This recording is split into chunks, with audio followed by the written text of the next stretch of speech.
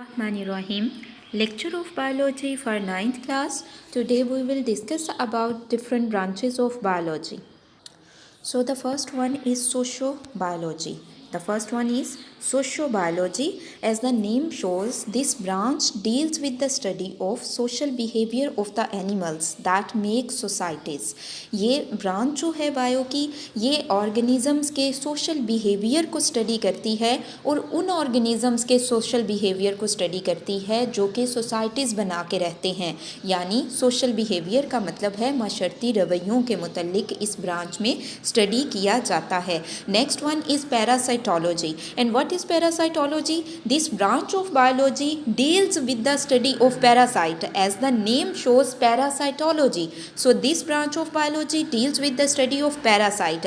Now the question arises that what is parasites? So parasites are the organisms that take food and shelter from living host and in return harm them. Parasites are the organisms that take food and shelter from living host and in return harm them. यानी कि जो parasitology है ये study करती है parasites के बारे में. और पैरासाइट्स क्या हैं? पैरासाइट्स ऐसे ऑर्गेनिज़म्स हैं जो अपना फूड और रहने की जगह दूसरे ऑर्गेनिज़म से लेते हैं और बदले में उन्हें नुकसान पहुंचाते हैं. The next one is biotechnology.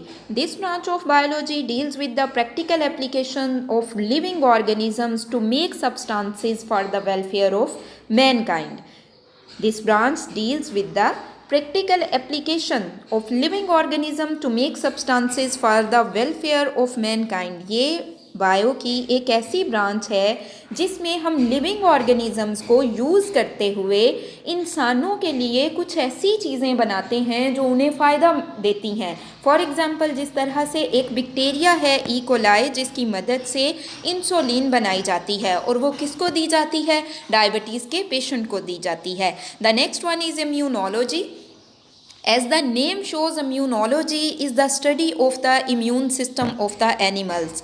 And what is immune system? Immune system is a system which defends the body against invading microbes.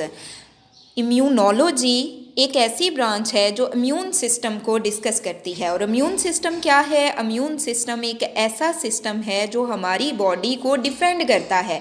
जब कोई फॉरेन माइक्रोब हमारी बॉडी में कोई फॉरेन जर्म एंटर होता है तो हमारे इम्यून सिस्टम ने एंटीबॉडीज़ बनाई हुई होती हैं और वो एंटीबॉडीज़ क्या करती हैं? वो उस फॉरेन जर्म को यानी उस जरासीम को किल कर देती हैं और एज अ रिज़ल्ट क्या होता है? हम बीमार नहीं होते. The next one is entomology. And what is entomology?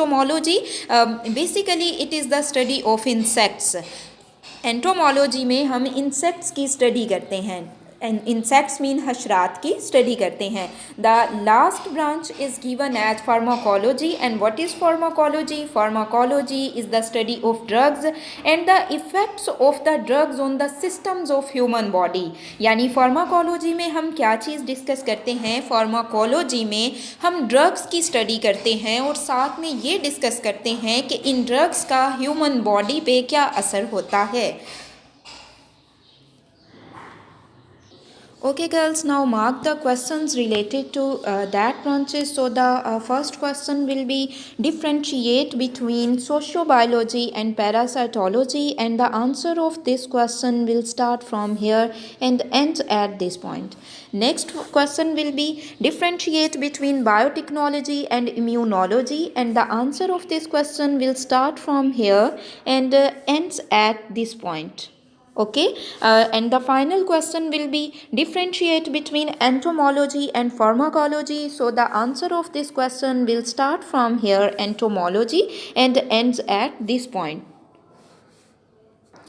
अब उर्दू मीडियम वाले स्टूडेंट्स क्वेश्चन मार्क कर लीजिए. तो पहला क्वेश्चन है कि सोशियोबायोलॉजी और पैरासाइटोलॉजी में फ़र्क करें, तो उसका आंसर आप यहाँ से यहाँ तक लिखेंगे.